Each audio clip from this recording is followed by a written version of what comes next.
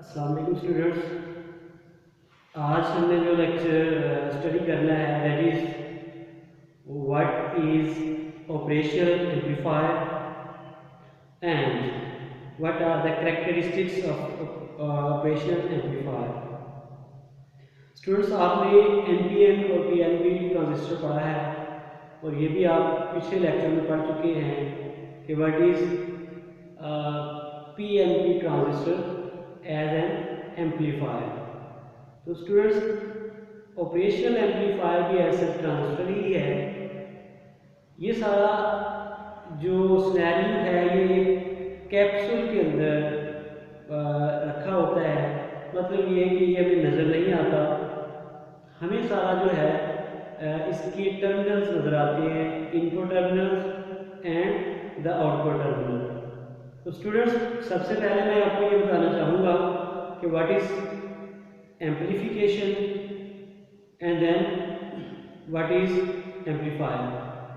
तो students, operational amplifier में हम लो वोल्टेज से हाई वोल्टेज गेन करते हैं। मीन्स कि the process in which the low voltage is converted into high voltage is known as amplification, and by the help of which device this phenomena is achieved is called operational amplifier or simply amplifier. Students, operational amplifiers को इसलिए भी कहते हैं कि ये continuously input voltage पे work करता है और उसको कंटिन्यूसली एम्पलीफाई करता है।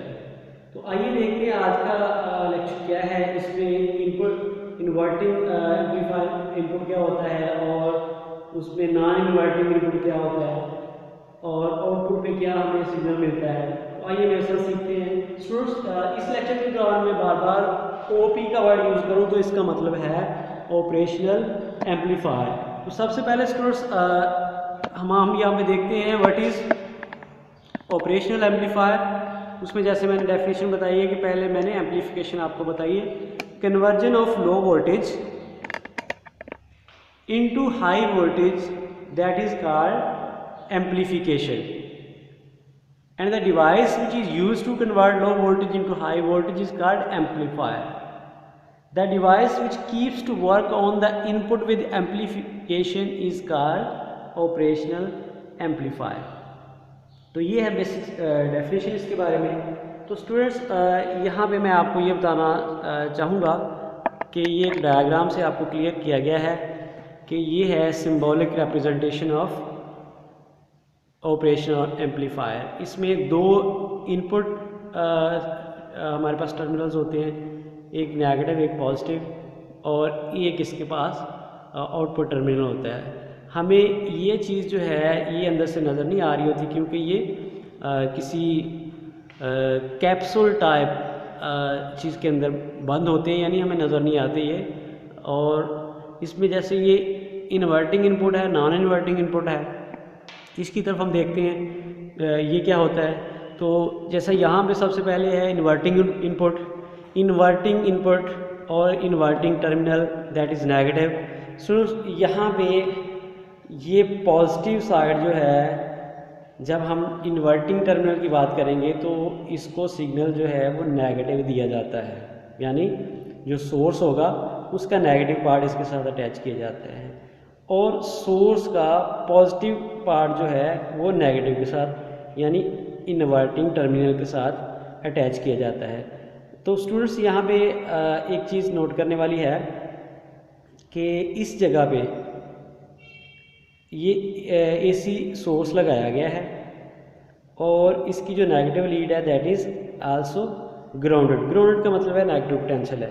तो स्टूडेंट्स, जो बात बताने वाली है यहाँ पे इन्वर्टिंग टर्मिनल पे वो ये है कि अगर सिग्नल इस तरह से दिया जाए, ये एक सिग्नल है जो इसी जनरेटर से आ रहा है, ये 0 से स्टार्ट करता है और जो हमें आउटपुट मिलेगी वो एम्पलीफाइड मिलेगी लेकिन 180 के फेज चेंज से। यानी यहाँ पे आप देखिए सिग्नल ऊपर से स्टार्ट हुआ, यहाँ से सिग्नल एम्पलीफाई होकर नीचे से स्टार्ट हो रहा है तो ये है इन्वर्टिंग टर्मिनल, यानी यहाँ पे सिग्नल जो है वो हमें चेंज होके मिलेगा। Input is written as V I and output V naught. Now what is non inverting input terminal? Students जैसा कि नाम से ज़ाहिर है, इन्वर्टिंग में चेंज होता है सिग्नल और नॉन इन्वर्टिंग में चेंज नहीं होता। अब हमने एसी सोर्स जो अटैच किया है पॉजिटिव एंड के साथ, पॉजिटिव टर्मिनल के साथ, उसका दूसरा पार्ट जो है ग्राउंडेड है, और सिमिलरली जो नेगेटिव टर्मिनल है जिसे हमने इन्वर्टिंग टर्मिनल का नाम दिया था, अब वो नेगेटिव साइड से अटैच्ड है। जब सिग्नल स्टूडेंट्स यहाँ पे आता है तो आउटपुट में वही सिग्नल एम्पलीफाई होकर आता है। यहाँ पे फेज चेंज ज़ीरो होती है, यहीं से इधर से भी यहाँ ऐसे स्टार्ट हो रहा है, यहाँ से भी बिल्कुल वैसे स्टार्ट हो रहा है, लिहाजा नॉन इन्वर्टिंग टर्मिनल पे हमारे पास फेज चेंज नहीं होती। तो in non inverting input terminal में ऑपरेशनल एम्पलीफायर वो एम्पलीफायर है जो जिसमें सिग्नल में चेंज नहीं आती, यानी उसका फेज चेंज ज़ीरो होता है। और इन्वर्टिंग टर्मिनल पे फेज चेंज जो है दैट इज़ 1 डिग्री चेंज आती है उसके अंदर, 180 डिग्री चेंज आती है, यानी ये इतना सिग्नल जो है वो चेंज होके बाहर निकलता है। तो students now let me tell you what are the characteristics of operational amplifier, यानी इसकी कुछ प्रॉपर्टीज़ होती हैं, खूबियाँ होती हैं जो हमें याद रखने की ज़रूरत है। सबसे पहले इनपुट रेजिस्टेंस। स्टूडेंट्स ये और ये हैं इनपुट टर्मिनल्स, इनके दौरान हम इनपुट देते हैं, पॉजिटिव नेगेटिव वो हम इन्वर्टिंग और नॉन इन्वर्टिंग टर्मिनल की बेस पे अटैच करते हैं सोर्स, अदरवाइज़ ये दोनों ही इनपुट टर्मिनल हैं। इनपुट टर्मिनल्स के दोनों के दरमियान एक रेजिस्टेंस होती है जो कि सेवरल मेगा ओम की होती है, काफ़ी बड़ी रेजिस्टेंस होती है, जिसकी वजह से पॉजिटिव और नेगेटिव के दौरान करंट फ्लो नहीं कर सकता। जस्ट हम पोटेंशियल का डिफरेंस ले सकते हैं और इस रेजिस्टेंस को RIN कहते हैं। ये है इनपुट रेजिस्टेंस। ये फर्स्ट कैरेक्टरिस्टिक है इसका ऑपरेशनल एम्पलीफायर का। इट मीन कि ये काफ़ी हैवी रेजिस्टेंस होती है जिसकी वजह से करंट फ्लो नहीं कर सकता दोनों टर्मिनल्स के दौरान। Now second one is output resistance.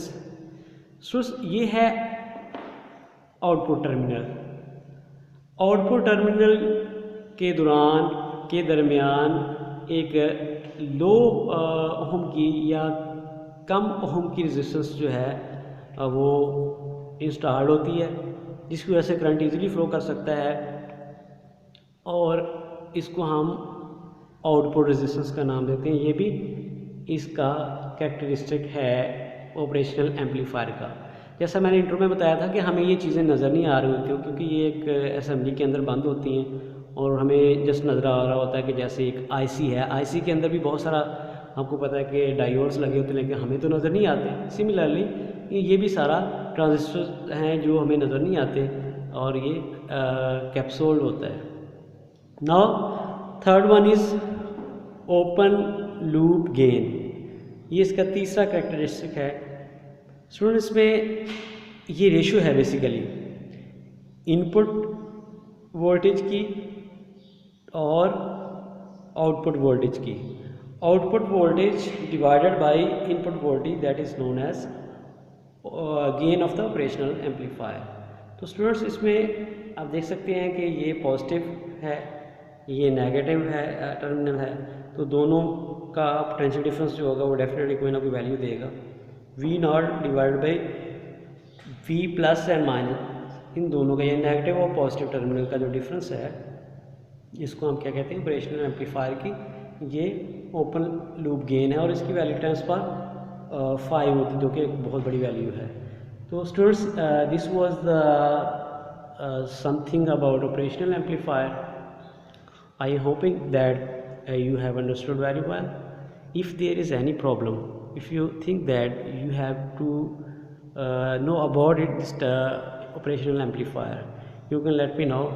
Inshallah, I'll try my best to make you understand through